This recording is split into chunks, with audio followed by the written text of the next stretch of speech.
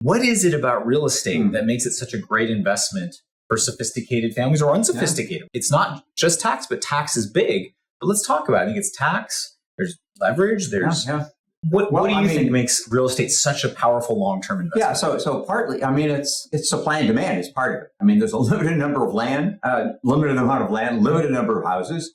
So it's kind of intuitive as we look at the shortage these days in the marketplace, how prices are going up, and prices relentlessly go up. I mean, well, there's exceptions to that. There's been dips. There's been longer stretches. But if you look at the long term in the Bay Area here, for example, it's been steadily up. I think it's been a solid 7 to 10% annual increase. Well, most of the country. Reliably. Yeah, but I do think it's really important that whenever you're investing in real estate, it goes up. But the reason why I think real estate is so powerful when it goes up is leverage. So let's just talk about that. So yes, as you say, long-term trends are that real estate has generally exceeded inflation. But the reason why it's so powerful is leverage. Yeah. So if you buy a stock and it goes up 10%, great. You paid $100 for a stock, goes up $10. You just made $10, great. Real estate is so powerful because of leverage in the sense that if you're buying real estate with a loan, you're using the bank's money to, in a relatively low risk way, to generate pretty insane returns on what you're putting in. So if stock goes up 10%, you might make $10 a share. Let's say you buy $1 million property, you put 10% down. So you put $100,000 in and you finance 90% of it. If that goes up 10%, in theory, you've just doubled your initial investment. You only put $100,000 in. That $1 million investment goes up 10%, $100,000 up. You literally, on paper at least, doubled your initial investment. Mm-hmm. So you can do that with stocks, but it's incredibly risky. But with real estate, because as you mentioned, it has generally gone up over time. It doesn't always. You're taking a relatively low risk bet and you're using leverage to generate really amazing returns. And there's so many tax implications. One that is most, especially when you compare with stocks, if you have a good investment on stock and you sell that stock, well, you have capital gains tax exposure. There's no way around it. What you paid for it is the basis. If you sell it for more, it's profit, capital gain, you pay capital gains tax. In California, it's about 30% combined state and federal. Yeah. So what if you have a piece of property that's gone up tremendously in value and you'd like to do better? Yeah. Well, there's something called a 1031 exchange. It's core. Yeah, it's actually for real estate. There's two ways you can avoid capital gains taxes. There are really no ways to avoid capital gains taxes for stock. I mean, there's charitable planning you can do, but for real estate, there's not one but two ways you can avoid paying capital gains taxes. So we talk about leverage is really powerful, but the second part I think is avoiding capital gains taxes. So if it's a rental property, what Mike talked about is a 1031 exchange. So as long as your real estate is a rental, you have you're amused by this talk. I think it's good. Hopefully you're amused too. But if it's a rental, you can do a 1031, which essentially says if I sell a rental property, as long as I follow steps, you have to start this process before you sell. But you can, as long as you roll the proceeds of the sale over into another real estate eligible investment, you don't have to pay capital gains taxes. It's the only real category of investments that I'm really aware of. There's some other nuance, but it's one of the few areas where you don't have to pay capital gains taxes. And that's where we've seen so many people. They started out years ago with a duplex. Yeah. And then they sell that duplex. They take the money, they use it as a down payment for a fourplex. Leverage. It goes up. Leverage all the time. And then again, they sell the fourplex. And the next thing you know, they own a 20-unit apartment building. We see it all the time. Combining leverage with 1031 exchanges. And avoiding capital gains taxes. So that's where we can spin up. You have a property that goes up in value. You use that equity to secure another loan, to put 10 or 20% down on a new property.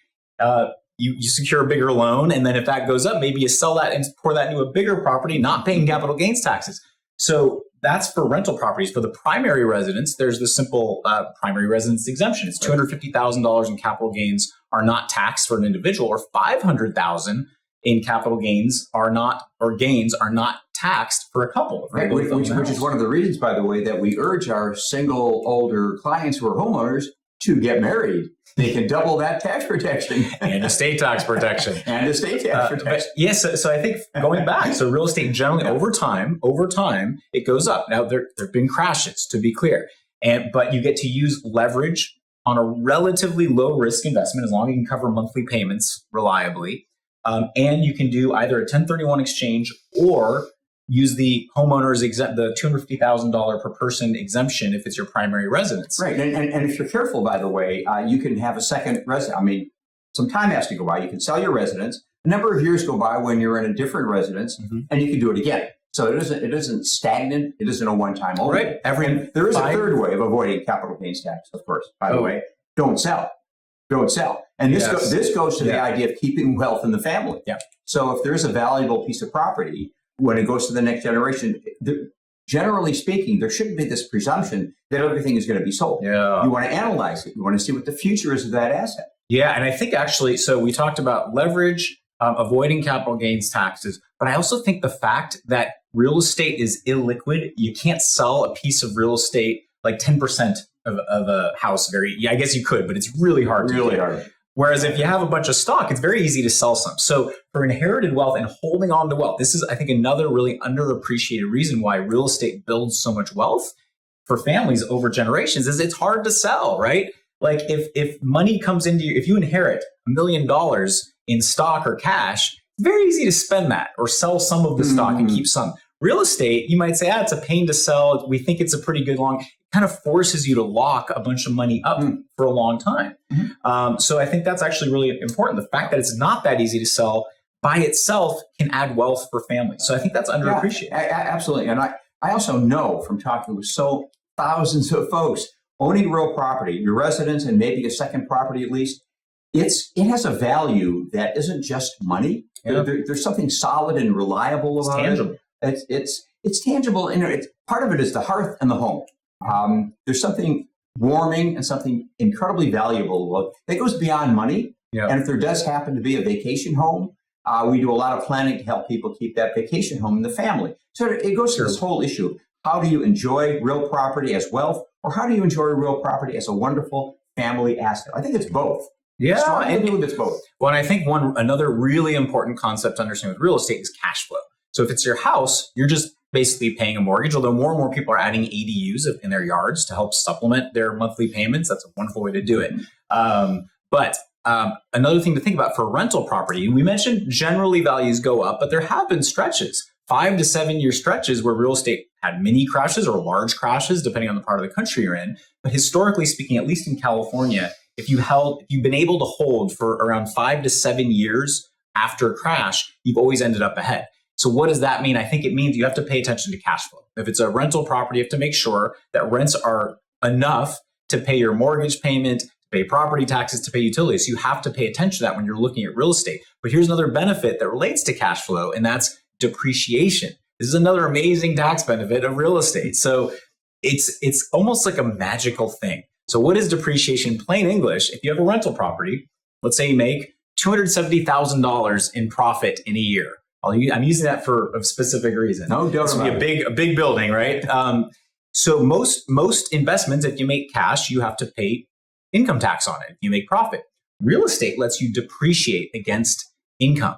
So what does that mean? If you have the value of a building, when you get a tax bill, you get the land value and the structure value. So I'm not going to overcomplicate here, but largely speaking, the IRS lets you take the value of your building and you get to depreciate it over 27 and a half years, I think it is. Check your accountant on that, which basically means if let's say a building is worth $2.75 million, the structure, not the land, if you had to assess that way, every year you get to depreciate or take basically almost a phantom loss of 100,000, 127th of the value of the building as a write-off, as a loss, even though you didn't actually lose $100,000. The logic is that buildings need to be maintained and they lose value over time, and over 27 years you may have to replace it.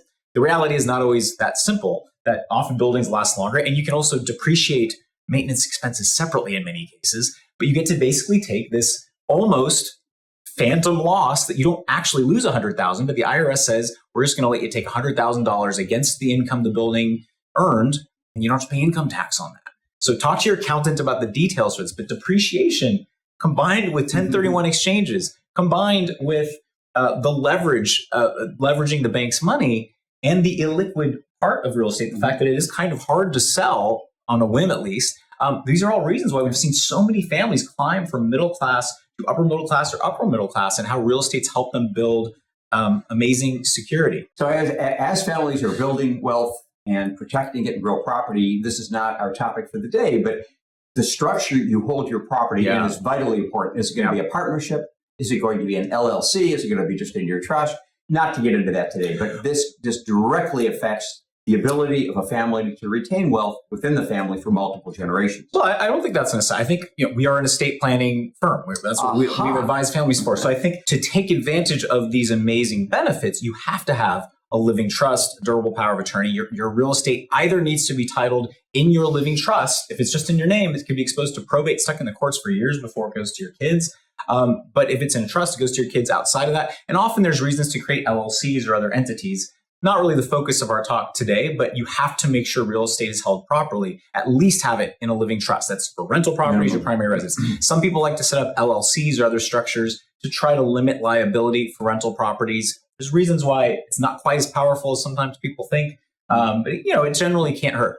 But real estate is just it's really powerful. And one thing we didn't mention, another way to avoid capital gains taxes is you wait until someone passes away. If a property is held in someone's estate, when they pass away, there's a stepped up cost basis, meaning no matter how much the value's increased, whatever the value is in the date of someone's death, that's the new cost basis. So when families hold on then to property, the kids can sell for basically no capital gains tax. And I must say, we see that mistake happening all the time. We've advised countless families on taxes and real estate and estate planning. What is one of the biggest mistakes that we see with regards to mom and dad's primary residence? Two things. One is failing to understand the tax protection that flows from the sale of a residence, understanding that $500,000 can be protected from capital gains. If two people are alive, the first $500,000 in capital gains are protected if it's mom and dad's primary residence. And then the second thing goes to something called cost basis. So if there is a need to sell and there is a need for money, and this comes up all the time, the question is, where are mom and dad going to find that money? Routine question. Long-term care expenses. Long-term care, who knows what the need might be. So often it is medical expenses, and so often it is long-term care. We're not fans of reverse mortgages, even though they play a role sometimes. But here's the point, that if they sell while both mom and dad are living, they might have paid $100,000, $50,000 for that property. The basis is this low. If they sell it for a few million, they're going to pay hundreds of thousands of dollars in capital gains tax. If they can hold on until after the first death, we have the stepped up basis, which means if the house is worth $3 million, regardless of what was paid, regardless of what the original basis was, the basis becomes $3 million. The survivor, usually the wife, us guys usually go first. We do. The wife can then sell for $3 million, no capital gains tax whatsoever. So the mistake is selling while both parents are alive. And this is where adult kids, my generation, can come in, is that if mom and dad need money, it is often in the adult children's best financial interest, not to mention helping out mom and dad, to either financially help mom and dad, knowing that if we can help cover expenses and avoid selling the house, at least until one spouse passes away, we can save hundreds of thousands maybe in capital gains taxes. And that can be either by way of a gift or by way of a loan.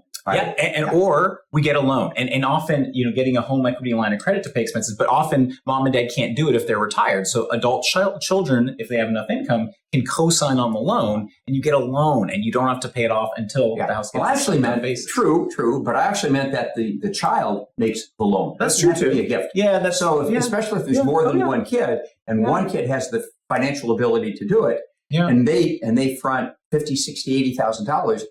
They should be paid back. I mean, it's only reasonable. So it's just planning. our job in this context is to give options. There's never one solution. There's problems, there's mistakes, but being wise and knowing what you can do is the key.